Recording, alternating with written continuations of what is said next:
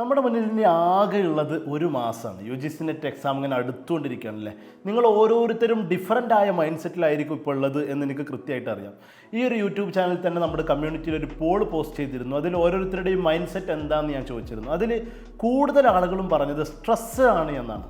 Stressed mind സെറ്റാണ് കൂടുതൽ ആളുകൾക്കുള്ളത്. കുറച്ച് ആളുകളൊക്കെ കോൺഫിഡൻ്റ് ആണെന്ന് പറഞ്ഞു, കുറച്ച് ആളുകളൊക്കെ നോർമലാണ്, പ്രത്യേകിച്ച് മാറ്റങ്ങളൊന്നും ഇല്ല എന്നൊക്കെ പറഞ്ഞു. അപ്പോൾ ഇതിൻ്റെ അടിസ്ഥാനത്തിലാണ് ഇന്ന് ഇങ്ങനെ ഒരു വീഡിയോ ചെയ്യണം എന്ന് ഞാൻ ആഗ്രഹിക്കുന്നത്. അതായത് ഈ ഒരു അവസാനത്തെ ഒരു മാസത്തിൽ നിങ്ങൾ സ്ട്രെസ്ഡ് ആയിരിക്കുന്ന ആളുകളാണെങ്കിലും കോൺഫിഡൻ്റ് ആയിരിക്കുന്ന ആളുകളാണെങ്കിലും നിങ്ങൾക്കൊരു നല്ല റിലാക്സ്ഡ് മൈൻഡ് സെറ്റിലേക്ക് വരാൻ നിങ്ങൾ ഫോക്കസ് ചെയ്യേണ്ട ചില കാര്യങ്ങൾ, അതിനെക്കുറിച്ചാണ് നമ്മൾ ഇന്ന് ഡിസ്കസ് ചെയ്യുന്നത്. അതായത് ലാസ്റ്റ് 1 മന്ത് പ്രിപ്പറേഷൻ്റെ ഡൂസ് ആൻഡ് ഡോൺസ് എന്നതാണ് നമ്മൾ ഇന്ന് ഡിസ്കസ് ചെയ്യുന്നത്. അപ്പോൾ ഈ ഒരു മാസത്തെ നമ്മൾ ഉദ്ദേശിക്കുന്നത് സൈറെ സംബന്ധിച്ചിടത്തോളം ഒരു മൈൻഡ് ഫ്രീ മന്ത് എന്നൊരു കോൺസെപ്റ്റ് കൂടി നമ്മൾ ഈ ഒരു വീഡിയോയുടെ ഭാഗമായിട്ട് ലാസ്റ്റ് ഒരു ഗിഫ്റ്റായിട്ട് ഞാൻ അവതരിപ്പിക്കുന്നതായിരിക്കും. അപ്പോൾ തീർച്ചയായിട്ടും വീഡിയോ അവസാനം വരെ കാണാം. അപ്പോൾ നമ്മൾ ആദ്യമായിട്ട് മനസ്സിലാക്കേണ്ടത് ഈ ലാസ്റ്റ് ഒരു മാസത്തിൽ what to learn and how to learn or where to focus എന്നതാണ് ഏറ്റവും ഇമ്പോർട്ടൻ്റ് ആയിട്ടുള്ള ഒന്നാമത്തെ കാര്യം. അവിടെ നമ്മൾ കുറച്ച് ഡൂസും കുറച്ച് ഡോൺസുകളും ഉണ്ട്. എന്താണ് ഇനി പഠിക്കേണ്ടത്, ഈ ഒരു മാസം എന്ത് പഠിക്കേണ്ടതാണ്? അതിൽ പൊതുവേ പ്രിപ്പറേഷൻ നടത്തിയിട്ടുള്ള ആളുകൾ അല്ലെങ്കിൽ കുറച്ചൊക്കെ പ്രിപ്പറേഷൻ മുന്നോട്ട് പോയിട്ടുള്ള ആളുകൾ ഇനി പ്രധാനമായും ശ്രദ്ധിക്കേണ്ടത് റിവിഷൻ ഈസ് ദ കീ എന്നതാണ്. ഈ ഒരു ലാസ്റ്റ് ഒരു മാസത്തിൽ നിങ്ങൾ ഏറ്റവും കൂടുതൽ ശ്രദ്ധിക്കേണ്ടത് റിവിഷനിലേക്കാണ്. റിവൈസ് ചെയ്യുക. നിങ്ങളുടെ സബ്ജക്റ്റിൽ ജനറൽ പേപ്പറിലൊക്കെ ഉള്ള കീ കോൺസെപ്റ്റുകൾ റിവൈസ് ചെയ്യുക. റിവിഷൻ എന്ന് പറയുന്നത് പല രൂപത്തിലായിരിക്കും. മാത്സും ഡാറ്റയൊക്കെ റിവൈസ് ചെയ്യുന്ന സമയത്ത് അത് വർക്കൗട്ട് ചെയ്തുകൊണ്ട് റിവൈസ് ചെയ്യുക.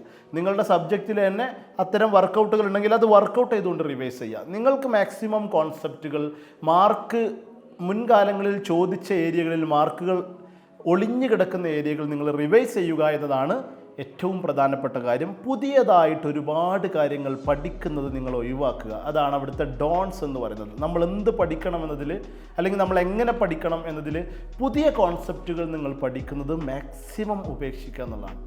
അപ്പോൾ സ്വാഭാവികമായിട്ടും നിങ്ങളുടെ മനസ്സിൽ വരുന്നൊരു ക്വസ്റ്റ്യൻ ഇതായിരിക്കും, ഞാൻ ആകെ കുറച്ച് കാലമായിട്ടുള്ളൂ പഠിക്കാൻ തുടങ്ങിയിട്ട്, സിലബസിൻ്റെ ഒരു 25% മാത്രമേ ഞാൻ കവർ ചെയ്തിട്ടുള്ളൂ. അപ്പോൾ ഇനി ഞാൻ റിവൈസ് ചെയ്യാനോ വേണ്ടത്, അതല്ല ബാക്കി കംപ്ലീറ്റ് ചെയ്യാനോ വേണ്ടത്? അങ്ങനത്തെ ആളുകളോട് എനിക്ക് പറയാനുള്ളത്, നിങ്ങളാണ് അതിൻ്റെ അൾട്ടിമേറ്റ്, നിങ്ങളാണ് തീരുമാനിക്കേണ്ടത്. എങ്കിൽ പോലും ഇന്ത്യയിൽ ഇപ്പോൾ നിങ്ങളുടെ സബ്ജക്റ്റിൽ എക്സാം എഴുതുന്നതിൽ 6% താഴെ ആളുകൾ മാത്രമേ സിലബസ് കവർ ചെയ്തിട്ടുള്ളൂ എന്ന് നിസ്സംശയം എനിക്ക് പ്രോമിസ് ചെയ്യാൻ കഴിയും. ഒരു സംശയവും വേണ്ട. 6% എത്രയോ താഴെ ആളുകൾ മാത്രമേ സിലബസ് കവർ ചെയ്തിട്ടുള്ളൂ. അതൊരു പക്ഷേ 1% മാത്രമായിരിക്കാം, ഒരു പക്ഷേ അതിലും താഴെ ആയിരിക്കാം. അതല്ലാതെ ഒരിക്കലും 10%-ൻ്റെ മുകളിലേക്കൊന്നും സിലബസ് ഓൾ ഇന്ത്യ ലെവലിൽ കവർ ചെയ്ത ആളുകളുടെ എണ്ണം ഉണ്ടാവില്ല എന്നുള്ള കാര്യം ഉറപ്പിക്കാം. അതുകൊണ്ട് തന്നെ സിലബസ് കവർ ചെയ്യുക എന്നത് ഇവിടെ ഒരു പ്രധാനപ്പെട്ട കാര്യമല്ല എന്ന് നിങ്ങൾ മനസ്സിലാക്കുക. എങ്കിൽ പോലും നിങ്ങൾക്ക് റിവിഷൻ, ഒരു പക്ഷേ നിങ്ങൾ ആദ്യം പഠിക്കുമ്പോൾ തന്നെ ഒരു റിവിഷൻ മെത്തേഡിൽ നിങ്ങൾ പഠിച്ചിട്ടുണ്ടെങ്കിൽ നിങ്ങൾക്ക് വേണമെങ്കിൽ കുറച്ചുകൂടി കാര്യങ്ങൾ നോക്കാവുന്നതാണ് എന്ന് മാത്രം. ഇനി നിങ്ങൾ ഇതുവരെ ഒന്നും പഠിച്ച് സ്റ്റാർട്ട് ചെയ്തിട്ടില്ല, ഈ ഒരു മാസം മാത്രമാണ് നിങ്ങളുടെ മുന്നിലുള്ളത്, അങ്ങനെ കുറേ ആളുകളുണ്ടാവും. അവർക്ക് ചെയ്യാവുന്ന ഏറ്റവും നല്ല വഴി, അവർക്ക് റിവൈസ് ചെയ്യാൻ ആദ്യം എന്തെങ്കിലും വായിച്ച് ആദ്യം എന്തെങ്കിലും മനസ്സിലാക്കി ആദ്യം എന്തെങ്കിലും പഠിച്ചിട്ടുണ്ടാവില്ല. അപ്പോൾ പിന്നെ റിവിഷൻ്റെ ഒരു പോസിബിലിറ്റി ഇല്ല.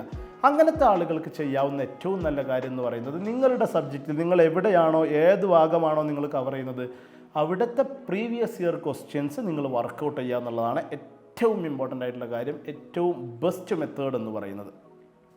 അപ്പോൾ അതുകൊണ്ട് തന്നെ ഞാൻ പറഞ്ഞത്, സിലബസ് കവർ ചെയ്തിട്ടില്ലെങ്കിൽ പോലും, കംപ്ലീറ്റ് ആയിട്ടില്ലെങ്കിൽ പോലും, നിങ്ങൾ ഇനി പ്രിപ്പറേഷൻ സ്റ്റാർട്ട് ചെയ്ത ആളുകൾ റിവിഷനിലാണ് കോൺസെൻട്രേറ്റ് ചെയ്യേണ്ടത്.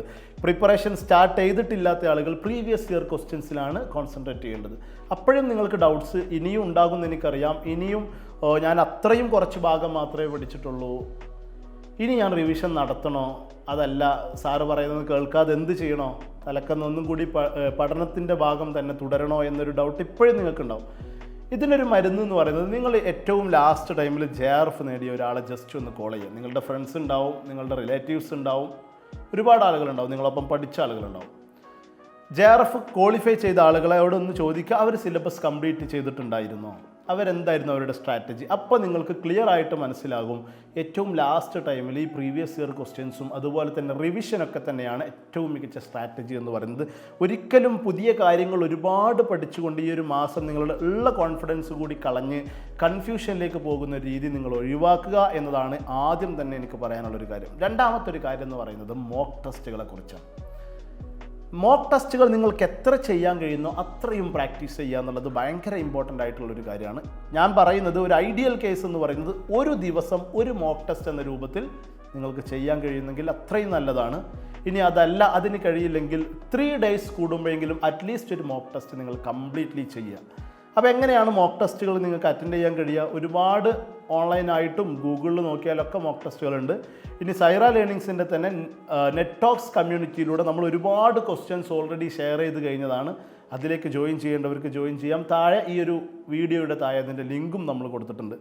അതുപോലെ തന്നെ നമ്മളിവിടെ മോക്ക് ടെസ്റ്റിനെ കുറിച്ച് പറയുമ്പോൾ നിങ്ങൾ മനസ്സിലാക്കേണ്ട ഒരു കാര്യം, ഒരുപാട് നന്നായിട്ട് PG പഠിക്കുന്ന കാലത്തൊക്കെ ഒരുപക്ഷെ യൂണിവേഴ്സിറ്റി തലങ്ങളിലൊക്കെ റാങ്ക് നേടിയിട്ടുള്ള ആളുകൾ നന്നായിട്ട് UGC നെറ്റിന് പ്രിപ്പറേഷൻ നടത്തിയാലും പലപ്പോഴും അവർ ക്വാളിഫൈ ചെയ്യാത്തതായിട്ട് കാണും. എന്നാൽ നമ്മുടെ മുന്നിൽ തന്നെ ഒരുപാട് എക്സാമ്പിളുണ്ട്. വെറും 1 മാസം അല്ലെങ്കിൽ 1.5 മാസം മാത്രം പ്രിപ്പറേഷൻ നേടിയിട്ട് ഒരു ആവറേജ് ആയിട്ടുള്ള പഠിക്കാൻ കഴിയുന്ന ആളുകളൊക്കെ നെറ്റും JRF ഒക്കെ ക്വാളിഫൈ ചെയ്യുന്നതിൻ്റെ ഉദാഹരണം.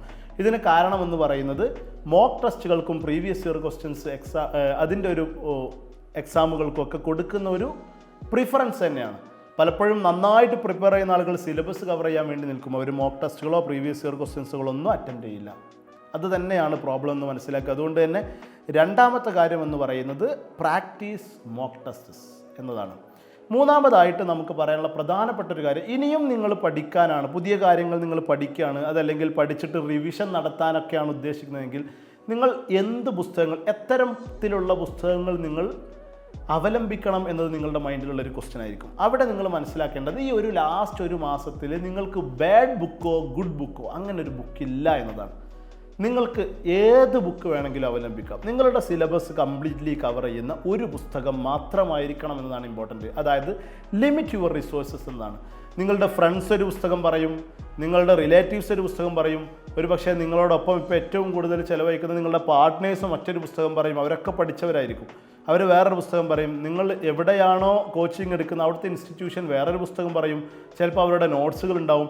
ഇങ്ങനെ ഒന്നിൽ നിന്നൊന്നിലേക്ക് ഇങ്ങനെ സ്വിച്ച് ചെയ്ത് പോയിട്ട് റിസോഴ്സുകൾ ഒരുപാടുണ്ടാവും. പക്ഷേ നിങ്ങളുടെ പഠനം എവിടെ എത്തില്ല. അതുകൊണ്ട് റിസോഴ്സുകൾ എത്ര ക്വാളിറ്റി ഇല്ല എന്ന് നിങ്ങൾക്ക് തോന്നിയാലും അത് നിങ്ങളുടെ അഭിപ്രായം അല്ലെങ്കിൽ നിങ്ങളുടെ ഒപ്പീനിയൻ മാത്രമാണ്.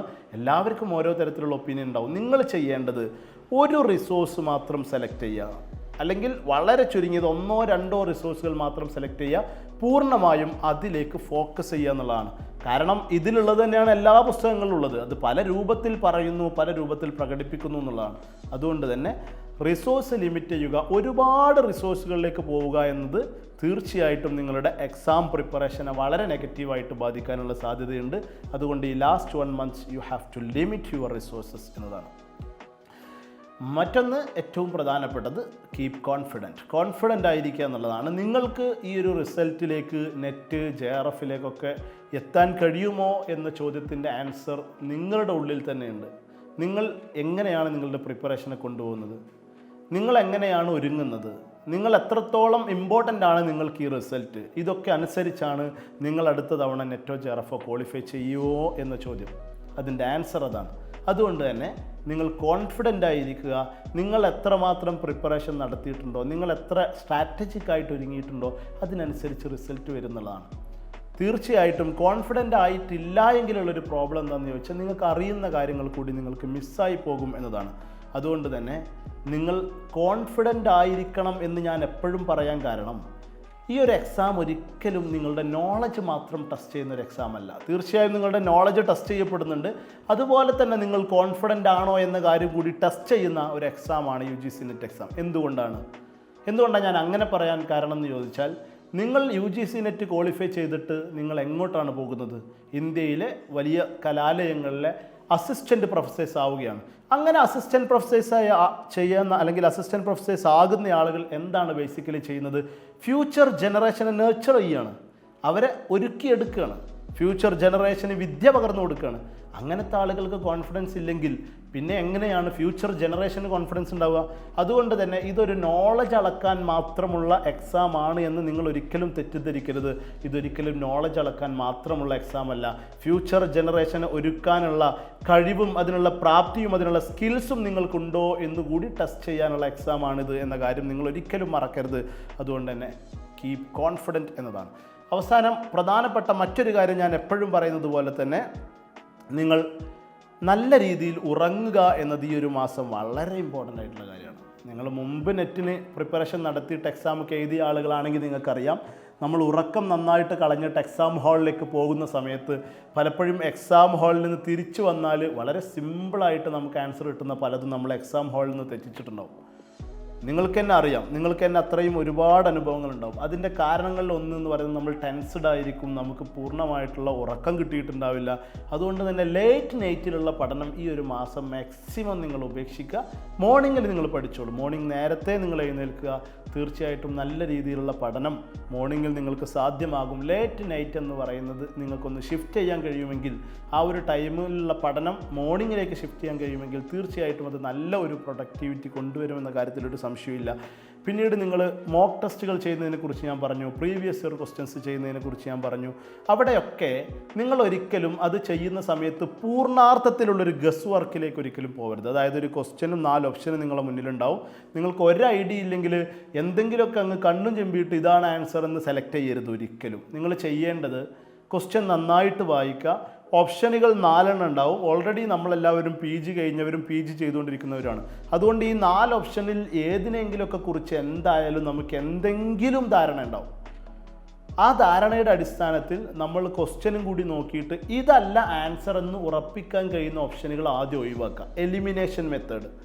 ഒരിക്കലും ഇത് ആൻസർ ആയിട്ട് വരില്ല എന്ന് നമുക്ക് ഉറപ്പിക്കാൻ കഴിയുന്ന, ഇപ്പോൾ ഉദാഹരണം പറയാം, 17-ാം നൂറ്റാണ്ടിലെ ഇംഗ്ലീഷ് ലിറ്ററേച്ചറിനെ കുറിച്ചുള്ളൊരു ചോദ്യമാണെങ്കിൽ അത് 20-ാം നൂറ്റാണ്ടിൽ ജീവിച്ച ഒരു എഴുത്തുകാരൻ ആ ഓപ്ഷനിലുണ്ടെങ്കിൽ അയാൾ ഒരിക്കലും ആൻസർ ആയിട്ട് വരില്ല എന്ന് നമുക്ക് മനസ്സിലാക്കാൻ കഴിയും. അപ്പോൾ അതിനെ നമ്മൾ എലിമിനേറ്റ് ചെയ്യുക. പിന്നീടുള്ള 3 ഓപ്ഷനുകളിൽ നിന്നാണ് നമുക്ക് ആൻസർ സെലക്ട് ചെയ്യേണ്ടത്. ഇങ്ങനെ എലിമിനേഷൻ മെത്തേഡ് കൂടി യൂസ് ചെയ്തുകൊണ്ട് മാത്രം നിങ്ങൾക്ക് അറിയാത്ത ക്വസ്റ്റ്യനുകളെ, അത് മോക്ക് ടെസ്റ്റുകളും പ്രീവിയസ് ഇയർ ക്വസ്റ്റ്യൻസുകളും അറ്റൻഡ് ചെയ്യുമ്പോൾ പോലും നിങ്ങൾ അങ്ങനെ തന്നെ എന്ത് ചെയ്യണം, ചെയ്തിട്ട് പരിശീലിക്കുക. എന്നാൽ മാത്രമാണ് ഈ എലിമിനേഷൻ മെത്തേഡൊക്കെ നിങ്ങളുടെ എക്സാം ഹാളിൽ കൂടി നിങ്ങൾക്ക് ഉപകരിക്കുക. അപ്പോൾ ഇത്രയുമാണ് ഡൂസ് ആൻഡ് ഡോൺസ് എന്ന് പറയുന്ന ഈ ഒരു എക്സാം പ്രിപ്പറേഷൻ്റെ ലാസ്റ്റ് മന്തിൽ നമ്മൾ ചെയ്യേണ്ട പ്രധാനപ്പെട്ട കാര്യങ്ങൾ. ഞാൻ പറഞ്ഞത് നിങ്ങൾ റിവിഷനിൽ ഫോക്കസ് ചെയ്യുക. ഒന്നും പഠിക്കാത്തവരാണെങ്കിൽ പ്രീവിയസ് ഇയർ ക്വസ്റ്റ്യൻസിൽ ഫോക്കസ് ചെയ്യുക. സിലബസ് കംപ്ലീറ്റ് ചെയ്തോ എന്നതിനെക്കുറിച്ച് നിങ്ങൾ ഭയപ്പെടേണ്ട ആവശ്യമില്ല എന്നുള്ളതാണ്. രണ്ടാമത് നിങ്ങൾ നന്നായിട്ട് മോക്ക് ടെസ്റ്റുകൾ ചെയ്യുക എന്നുള്ളതാണ്. മൂന്നാമതായിട്ട് നിങ്ങളുടെ റിസോഴ്സുകൾ നിങ്ങൾ മാക്സിമം ലിമിറ്റ് ചെയ്യുക എന്നുള്ളതാണ്. നാലാമതായിട്ട് നിങ്ങൾ കോൺഫിഡൻ്റ് ആയിട്ടിരിക്കുക എന്നുള്ളതാണ്. ഉറക്കം പൂർണ്ണാർത്ഥത്തിൽ കിട്ടുന്ന രൂപത്തിലുള്ള പഠനമായിരിക്കണം എന്നതാണ്. അവസാനമായിട്ട് കംപ്ലീറ്റ്ലി ഗസ് വർക്ക് ഒഴിവാക്കിയിട്ട് എലിമിനേഷൻ മെത്തേഡ് കൂടി നിങ്ങൾ കൃത്യമായിട്ട് പാലിക്കുക എന്നതാണ്. ഇനി അവസാനം ഞാൻ പറഞ്ഞിരുന്ന ഈ വീഡിയോയുടെ അവസാനത്തിൽ നിങ്ങൾക്കൊരു ഗിഫ്റ്റ് ഉണ്ട് എന്നുള്ളതാണ്. സൈറ ലേണിങ്സിൻ്റെ ഈ ഒരു മാസം, ഈ എക്സാം മന്ത് മൈൻഡ് ഫ്രീ മന്താണ്.